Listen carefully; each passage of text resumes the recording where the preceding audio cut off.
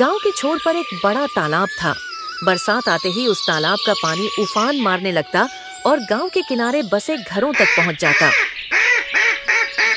तालाब किनारे दो भाई रहते थे। बड़ा भाई मोहन सीधा साधा, मेहनती लेकिन गरीब। उसका घर मिट्टी और खपरैल का था। बरसात में छप्पर टपकता, दीवारें गलने लगती। छोटा भाई सुरेश चालाक, पैसों में तगड़ा और थोड़ा गरूर वाला। उसने तालाब किनारे ही ईंट पत्थर का पक्का और ऊंचा मकान बनवा लिया था। दूर से देखने पर उसका घर किसी हवेली जैसा लगता था।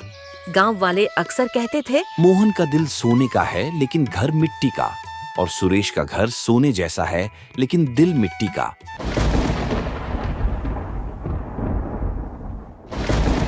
बरसात की पहली रात थी। आसमान गरज रहा था, बिजलियां कौंध रही थीं। मोहन अपने छोटे से घर में परिवार के साथ चिंतित बैठा था। छप्पर से पानी टपक रहा था और फर्श पर कीचड़ फैल गया था। अरे भैया, तुम तो हर साल इसी कच्ची झोपड़ी में भीगते रह जाते हो। देखो, बरसात की हर बूंद तुम्हारे घर को चीर कर अंदर घुस आती है। न बच्चों को चैन की नींद मिलती है, न खुद को सुकून। बताओ, आखिर कब तक ऐसे ही तरबतर रहोगे? क्या सारी जिंदगी यूं ही मिट्टी और भूसे के घर में बितानी है? सच कहूं तो तुमसे कुछ और हो भी नहीं सकता। पढ़े लिखे तो हो नहीं, दुनिया के तौर तरीके समझते नहीं, और हिम्मत करके कोई नया काम करोगे इसकी उम्मीद भी नहीं। अनपढ़ जाहिल लोग आखिर कर भी क्या सकते हैं खेती बाड़ी और मजदूरी के सिवा? यही तुम्हारी किस्मत है, यही तुम्हारा दायरा है। सुरेश, बातें कहना आसान होता है लेकिन जीना उतना ही कठिन। पक्का मकान सबकी किस्मत में नहीं लिखा होता। कुछ लोग जन्म से ही ऊंचे मकानों में रहते हैं और कुछ लोग मिट्टी की झोपड़ी में सारी उम्र काट देते हैं। यह किस्मत का खेल है, इसे मैं कैसे बदल दूं? हाँ, मैं अनपढ़ हूं, यह मैं मानता हूं, लेकिन अनपढ़ होना कोई अपराध नहीं है। मेहनत करना, खेत में पसीना बहाना और अपने बच्चों को भूखा ना सोने देना, यह भी किसी पढ़े लिखे आदमी से कम नहीं। सुरेश, मेरे लिए यह टूटी फूटी झोपड़ी भी मंदिर जैसी है, क्योंकि यही मेरे परिवार को आसरा देती है। बारिश की बूंदें दीवारें तोड़कर अंदर आती हैं, लेकिन साथ ही यह भी याद दिलाती हैं कि इंसान को हर हाल में धैर्य रखना चाहिए। जो मिला है उसमें ईश्वर का धन्यवाद करना ही सच्ची पूजा है। धन्यवाद से पेट नहीं भरता भैया। किस्मत चालाक के साथ होती है, न कि तुम्हारे जैसे भोले भाले लोगों के साथ। ये कहकर वह दरवाजा बंद कर अंदर चला गया। मोहन की आंखें नम हो गईं। वह छत से टपकते पानी को रोकने के लिए मिट्टी और बोरियों का सहारा लगाने लगा, पर घर की हालत बिगड़ती ही जा रही थी। तालाब का पानी धीरे धीरे दोनों घरों की ओर बढ़ रहा था। गांव के लोग अक्सर कहते थे कि किस्मत अजीब खेल खेलती है। जो इंसान मेहनत करता है उसे हमेशा सुख नहीं मिलता, और जो लालच व घमंड में जीता है उसके लिए दुनिया के रास्ते अपने आप खुल जाते हैं। मोहन और सुरेश दोनों भाइयों की शादियां भी एक ही घर में हुई थीं। गांव के दूसरे छोर पर रहने वाले एक किसान की दो बेटियां थीं, बड़ी बेटी कमला और छोटी बेटी सुनीता। कमला यानी बड़ी बहन बचपन से ही अभावों में पली बढ़ी थी। उसकी असली माँ का देहांत तब हो गया था जब वह बहुत छोटी थी। पिता ने दूसरी शादी की और सौतेली माँ आई, लेकिन सौतेली माँ तो सौतेली ही थी। उनका कोई बेटा न था, इसलिए उसका मन हमेशा खिन्न और असंतोषी रहता। कमला को प्यार और ममता कम ही मिली। वह घर के सारे काम करती, चुपचाप सब सह लेती। उसकी आंखों में हमेशा कहीं न कहीं दर्द झलकता रहता। दूसरी ओर छोटी बहन सुनीता अपनी माँ की लाडली थी। उसके लिए घर में कोई अभाव नहीं था। सौतेली माँ सारा स्नेह उसी पर लुटाती। बचपन से ही उसने सुख सुविधा और आराम देखा था। समय आया तो दोनों बहनों की शादी तय हुई। कमला की शादी मोहन से कर दी गई और सुनीता की शादी सुरेश से। दोनों बहनें एक ही आंगन में आ गईं। गांव में लोग कहते थे, देखो, अब दो बहनें एक ही घर की बहुएं हैं, एक आंगन में दोनों की हंसी खुशी गूंजेगी। लेकिन किस्मत का फैसला कुछ और था। शादी के बाद सुनीता के मायके वाले, जो संपन्न और चालाक थे, सुरेश को खूब दहेज व धन संपत्ति दिए। यहाँ तक कि उन्होंने तालाब किनारे ही ईंट पत्थर का बड़ा पक्का घर बनवाकर सुरेश को दे दिया। गांव में यह बात बहुत चर्चा का विषय बनी। लोग कहते थे, अरे वाह, देखो तो सही, सुरेश तो वाकई बड़ा भाग्यशाली निकला। अभी शादी को महीना भी नहीं बीता और उसे तो हवेली में रहने का सुख मिल गया। किसे पता था कि जो लड़का कल तक हमारे साथ ही मिट्टी में खेलता था, वही आज ऊंची ऊंची दीवारों और संगमरमर के फर्श पर चल रहा होगा। सच कहें तो किस्मत भी अजीब चीज है। किसी को सालों की मेहनत के बाद भी छत नसीब नहीं होती और किसी को शादी के साथ ही हवेली का दरवाजा खुल जाता है। देखना, अब लोग उसे और भी इज्जत देंगे। जहां पहले वह साधारण कपड़े पहनकर खेतों में घूमता था, वहीं अब सब उसे हवेली का मालिक कहकर पुकारेंगे। हाय रे भाग्य। उधर मोहन, जिसकी पत्नी कमला सौतेली माँ के तानों में पली बढ़ी थी, उसे ससुराल और मायके से न धन मिला, न कोई सहारा। मोहन अपने पुराने मिट्टी के घर में ही रह गया, जहाँ बरसात में छप्पर टपकता और दीवारें गलती थीं। कमला, जिसने बचपन से ही अभाव देखा था, वह अपने पति मोहन की हालत देखकर और भी चुप हो जाती। रात को जब छप्पर से पानी टपकता, तब वह चुपचाप बर्तन रखकर पानी समेट लेती और अपने बच्चों को आंचल में छिपाकर सुला देती। उसकी आंखें नम हो जाती, लेकिन वह कभी शिकायत न करती। वह जानती थी कि उसका पति मोहन ईमानदार और नेक दिल है और यही उसका सबसे बड़ा सहारा है। दूसरी ओर सुनीता का जीवन बिल्कुल अलग था। उसका घर पक्का, ऊंचा और सजा संवरा था। बरसात में जब तालाब का पानी बढ़ता, तो भी उसके घर की दीवारें मजबूत रहती। धीरे धीरे उसे घमंड आने लगा। वह अक्सर कमला से कहती, दीदी देखो ना, हमारा घर कितना मजबूत और सुंदर है। ऊंची दीवारें, पक्की छत और अंदर हर कोना चमकता है। बारिश हो या आंधी, हमें कभी चिंता नहीं करनी पड़ती। लेकिन तुम्हारा घर तो हर साल बरसात में भीग जाता है। दीवारें टपकती हैं और बच्चे तक भीगते रहते हैं। काश तुम्हारी किस्मत भी मेरी तरह होती तो तुम्हें भी चैन की नींद और सुकून की छत नसीब होती। पर क्या करें, किस्मत तो हर किसी के साथ नहीं होती। तुम्हारी किस्मत में तो जैसे गरीबी ने ही डेरा डाल दिया है। लगता है जैसे भगवान ने तुम्हें हमेशा मेहनत करने और तंगी झेलने के लिए ही भेजा है। कमला बस मुस्कुराकर रह जाती। उसके मन में टीस उठती, लेकिन वह किसी से कुछ न कहती। मोहन चुपचाप खेतों में पसीना बहाता और घर चलाता। सुरेश दिन ब दिन और घमंडी होता जा रहा था। गांव में किसी काम पर वह कहता, मेरे ससुराल वालों ने मुझे यह पक्का घर दिया है। अब मुझे किसी के सहारे की जरूरत नहीं। न तूफान की चिंता है, न बारिश का डर। अब तो मैं आराम से रह सकता हूँ। चिंता करनी है तो मेरे बड़े भाई मोहन की करो। बेचारा अनपढ़, न कोई हुनर, न कोई तरक्की की उम्मीद। बस दिन भर मजदूरी करके जैसे तैसे पेट भरता है। उसकी हालत देखकर अफसोस तो होता है, लेकिन सच कहूं तो वह इसी लायक है। जिसने पढ़ाई लिखाई नहीं की, जो जमाने की चाल नहीं समझता और ईमानदारी की बीन बजाता है, उसका यही हाल होता है। मोहन इन कटु वचनों को भी धैर्य से सुन लेता है।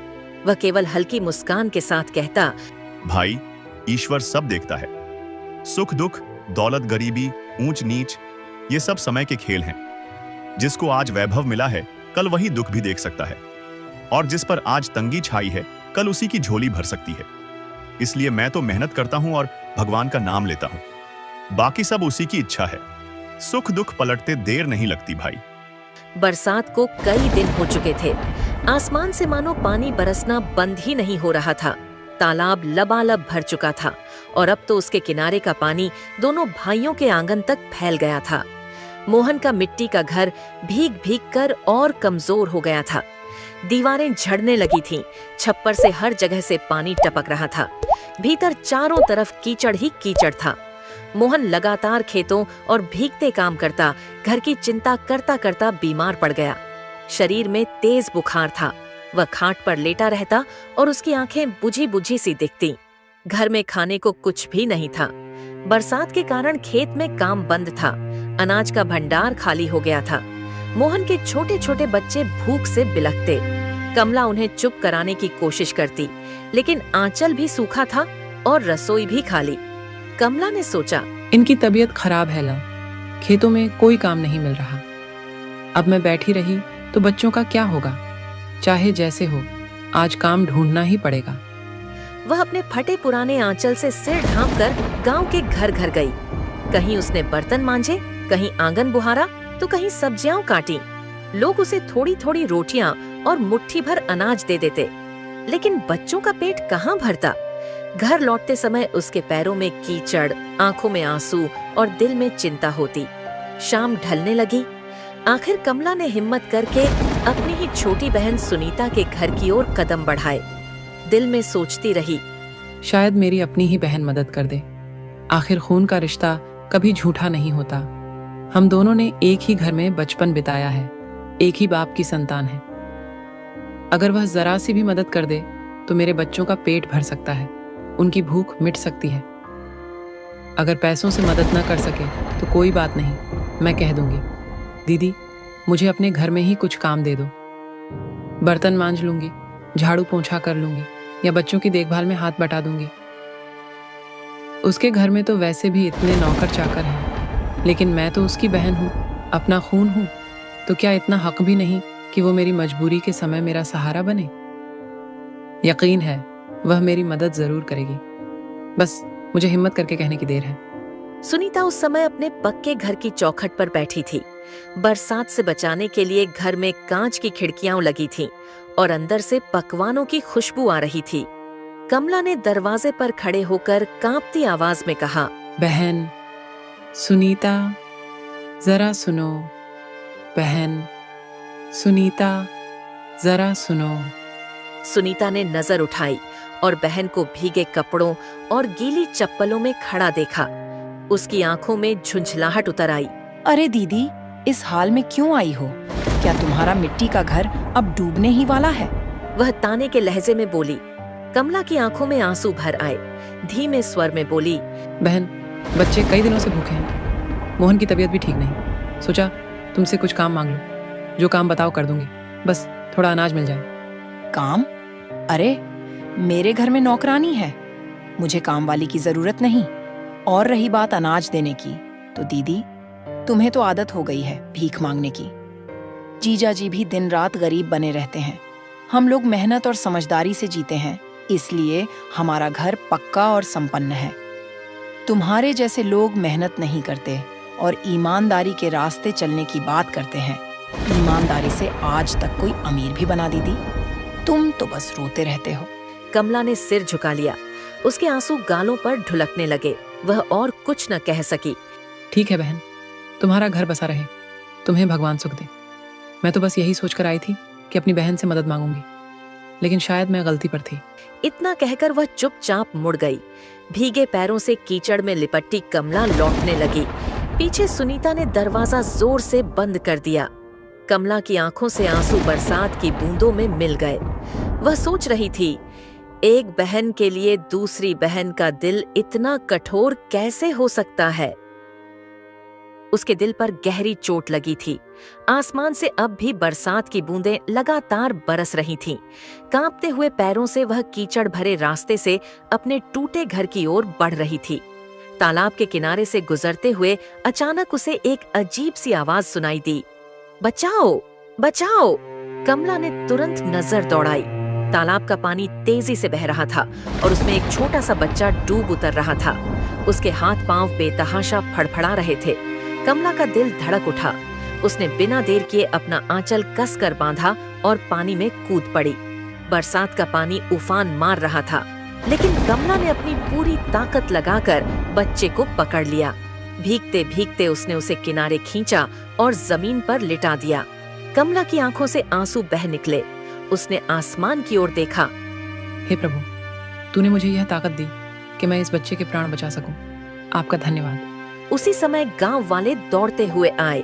पता चला वह बच्चा पास के अमीर गांव के जमींदार लक्ष्मीचंद का बेटा था।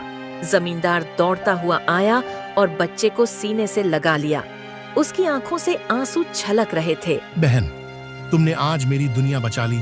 सच कहूं तो अगर तुम उस वक्त मदद न करती तो मेरा सब कुछ बर्बाद हो जाता। जान, धन, सम्मान सब दांव पर लग चुका था। ये मेरा इकलौता बेटा है, लेकिन तुम्हारे साहस और दया ने मुझे डूबते हुए हालात से निकाल लिया। तुम्हारा यह उपकार इतना बड़ा है कि मैं जीवन भर भी चुकाने चलूं तो शायद न चुका पाऊं। तुम्हारा कर्ज मेरे सिर पर हमेशा रहेगा। भाई साहब, ये कोई उपकार नहीं, मैंने तो सिर्फ इंसानियत निभाई है। जब किसी की मदद करने का मौका सामने आए और हम हाथ पीछे खींच लें तो इंसान कहलाने का हक ही नहीं रहता। नहीं बहन, ये केवल इंसानियत नहीं है। उस घड़ी में तुम मेरे लिए ईश्वर का रूप बनकर आई थी। भगवान इंसान के रूप में सहारा भेजता है और आज मेरे लिए वह सहारा तुम बनी। तुम्हारी नीयत की पवित्रता और साहस ने मुझे और मेरे परिवार को नया जीवन दिया है। तुम्हें इनाम देकर भी मैं तुम्हारा बदला नहीं चुका सकता, लेकिन फिर भी यह मेरा कर्तव्य है कि तुम्हारे त्याग का सम्मान करूं। मैं तुम्हें इतना दूंगा कि तुम्हारे बच्चे भूखे न सोएं, तुम्हारे सिर पर छत हो और तुम्हारे चेहरे पर हमेशा मुस्कान बनी रहे।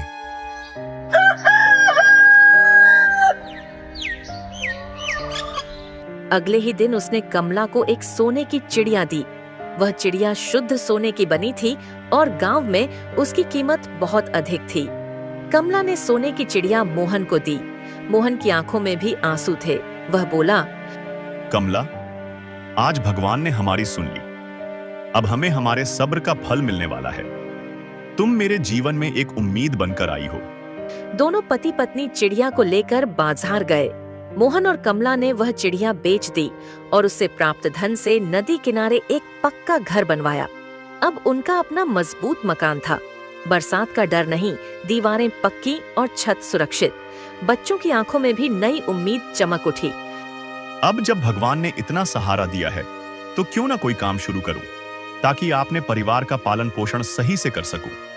किसी साहूकार या जमींदार पर निर्भर ना रहूं। कोई अपना काम। उसने नदी किनारे बने अपने घर के पास ही एक छोटी सी चाय और पकौड़ी की दुकान खोल ली। सुबह शाम गांव के लोग वहां आने लगे। मोहन अपने हाथों से गरम गरम पकौड़ियां तलता और चाय परोसता। कमला मुस्कुराकर ग्राहकों को बैठने को कहती। उनकी मेहनत रंग लाने लगी और दुकान से रोज का अच्छा गुजारा होने लगा। लेकिन यह सब देखकर सुरेश का घमंड और बढ़ गया। एक दिन वह अपने पक्के घर से निकलकर मोहन की दुकान पर आ गया। अरे भैया, तुम्हें तो लाखों की चिड़िया हाथ लगी थी, इतनी बड़ी मदद मिली और तुमने क्या किया? चाय और पकौड़ी बेचने का ठेला लगा लिया। हा हा हा, ये ही तुम्हारा बड़ा सपना था। कभी सोचा भी था कि मेरा बड़ा भाई, जिस पर भगवान की कृपा हुई, वही अब सड़क किनारे चाय वाला कहलाएगा। लोग तुम्हें देखकर हंसते होंगे और मैं शर्म से जमीन में गड़ जाता हूँ। चारों ओर बैठे गांव वालों को देखकर उसने जोर से हंसते हुए कहा। गांव वाले सुरेश की बातें सुनकर चुप हो गए। माहौल बोझिल हो गया। मोहन ने फिर भी मुस्कुराते हुए शांत स्वर में कहा, भाई, मेहनत का काम कभी छोटा या बड़ा नहीं होता। इंसान की इज्जत उसके काम से नहीं, बल्कि उसके कर्म और ईमानदारी से होती है। ईमानदारी से कमाया हुआ एक एक दाना ही असली धन है, जो पेट भरता है और आत्मा को सुकून देता है। जिस रोटी में मेहनत का पसीना मिला हो, उसका स्वाद लाखों के भोजन से भी बढ़कर होता है। सच है भैया, तुम्हारी सोच भी तुम्हारे मिट्टी के घर जैसी थी और अब चाय की छोटी सी दुकान जैसी ही है। तुम कभी बड़ा नहीं सोच सकते, न कभी बड़ी उड़ान भर सकते। किस्मत ने जो मौका दिया था, तुमने उसे भी अपने छोटे ख्वाबों में गंवा दिया। गांव वाले मोहन की शांत आंखों और सुरेश की घमंडी हंसी को देखकर कुछ सोच में पड़ गए। कुछ समय शांति से बीत गया। अब कमला और सुरेश का पक्का घर था, छोटी सी दुकान थी और जिंदगी धीरे धीरे पटरी पर लौटने लगी थी। एक दिन अचानक गांव में हलचल मच गई। गांव का सरपंच और उसके साथ कस्बे का एक बड़ा साहूकार सुरेश के दरवाजे पर आ धमका। साहूकार की आंखों में घमंड और अकड़ साफ झलक रही थी। उसने ऊंची आवाज में कहा, सुनो सुरेश, तुम्हारे ससुराल वालों ने हमसे बहुत बड़ा कर्ज लिया था। तुम्हारी सास और ससुर ने अपनी बेटी का घर बनाने और शादी ब्याह के खर्च पूरे करने के लिए हमसे रुपए उठाए थे। अब सालों हो गए पर वो कर्ज नहीं चुकाया गया। कानूनन ये घर अब हमारा है। तुम लोग इसे अभी खाली कर दो। सुरेश स्तब्ध रह गया। उसने घबरा कर कहा, पर ये घर तो मेरे ससुराल वालों ने मुझे दहेज और उपहार के तौर पर दिया था।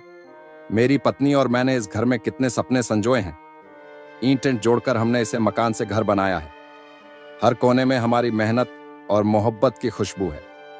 ये घर सिर्फ चार दीवारें नहीं, हमारी उम्मीदों और बच्चों के भविष्य का सहारा है। अगर मेरे सास ससुर ने तुम्हारे पास से कर्ज लिया भी है तो इसमें हमारा क्या दोष? हम तो बस अपनी गृहस्थी ईमानदारी से चला रहे हैं। सुरेश, भावनाओं से पेट नहीं भरता और न ही कानून बदलता है। घर बनाने का रुपया चाहे तुम्हारे ससुर ने लिया हो या किसी और ने, पर जब तक कर्ज पूरा नहीं चुकता तब तक यह हवेली तुम्हारी नहीं मानी जाएगी। ये लो देखो कागज, तुम्हारी बीवी के बाप का दस्तखत साफ साफ दर्ज है। इस कागज की एक एक लकीर गवाह है कि यह घर मेरे पास गिरवी है। तुम्हारे सपने, तुम्हारी सजावट और तुम्हारा गर्व सब तभी तक सुरक्षित है जब तक कर्ज चुकता नहीं हो जाता, वरना याद रखना, हवेली में तुम्हारा हक एक दिन भी नहीं टिक पाएगा। उसने कागज हवा में लहराया। सुनीता का चेहरा सफेद पड़ गया। वो चुपचाप जमीन पर बैठ गई, मानो पैरों तले की मिट्टी खिसक गई हो। उसकी आंखों में आंसू भर आए। हे भगवान, क्या हम सच में बेघर हो जाएंगे? बच्चों का सिर ढकने को छत भी न बचेगी। अगर ये घर चला गया तो हम दर दर की ठोकरें खाने पर मजबूर हो जाएंगे। गांव के लोग तमाशा देखने इकट्ठा हो गए। कुछ सहानुभूति दिखा रहे थे तो कुछ पीछे खड़े होकर फुसफुसा रहे थे। देखा, जैसा कर्म वैसा फल, ब्याज का कर्ज है, कौन बचा है इससे? साहूकार ने अंतिम धमकी दी। सुन ले सुरेश, तुम्हारे पास बस कल तक का समय है। अगर तुमने कल तक पूरा कर्ज नहीं चुकाया तो यह घर खाली करना ही पड़ेगा। मुझे तुम्हारी मजबूरी से कोई लेना देना नहीं और न ही तुम्हारे आंसुओं से। अगर तुम लोग खुद से घर खाली नहीं करोगे तो मैं पुलिस बुलाकर जबरन ताला लगवा दूंगा।